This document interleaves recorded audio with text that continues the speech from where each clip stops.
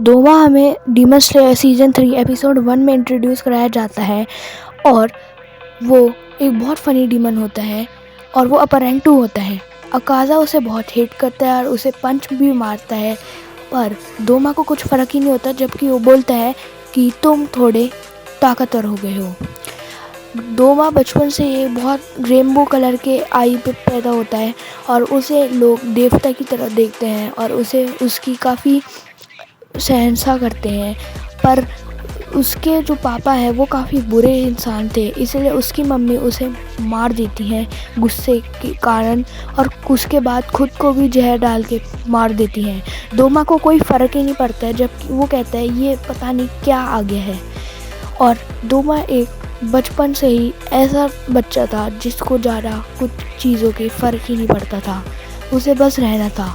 As of 20 में मुज़ान ने उसे डीमन बना दिया, जिसके बाद वो अपर रैंक 6 बना जब वो ग्योतारो और दाकी को डीमन बनाता है।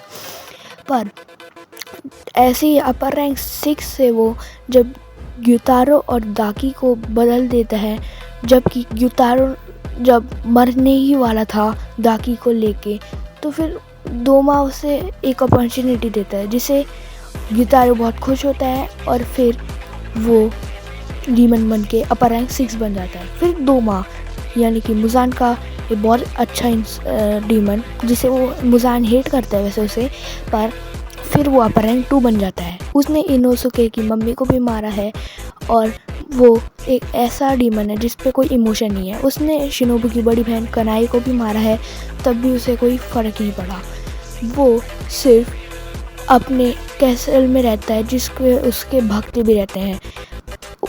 एकदम एंड में दोमा की लास्ट फाइट में वो शिनोबू के कुछ स्टूडेंट्स को खा रहा होता है, पर शिनोबू वहाँ आ जाती है।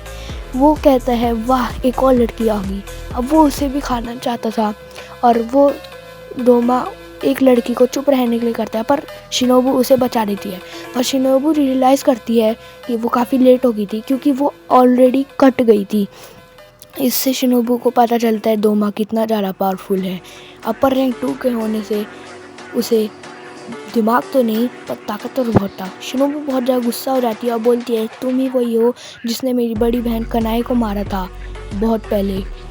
और फिर दोमा को थोड़ा याद आने लगता है और शिनोबू को तक गुस्सा आता है और वो उसकी आँख में अपनी स्वॉर्ड डाल देती है, जिससे उसकी आँख पे कुछ लग जाती है। वो दोमा पे हमला करती है पर दोमा बच जाता है, पर दोमा पे पॉइज़न लगता है जिससे उसको कोई फ़र्क ही नहीं पड़ता।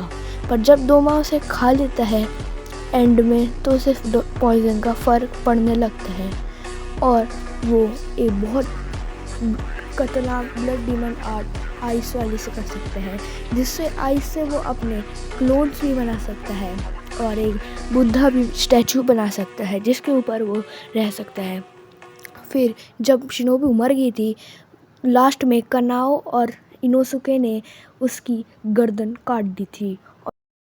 जब दोमा का अंतिम समय आ ही रहा होता है और वो मरने वाला होता है, तब उसे एक चीज़ याद आती है कि अगर अकाज़ा अपने हेड को रीग्रो कर सकता है तो वो भी कर सकता है। पर उसकी बॉडी अभी भी मर रही थी। इससे पता चलता है वो कितना बुरा है और वो मर जाता है।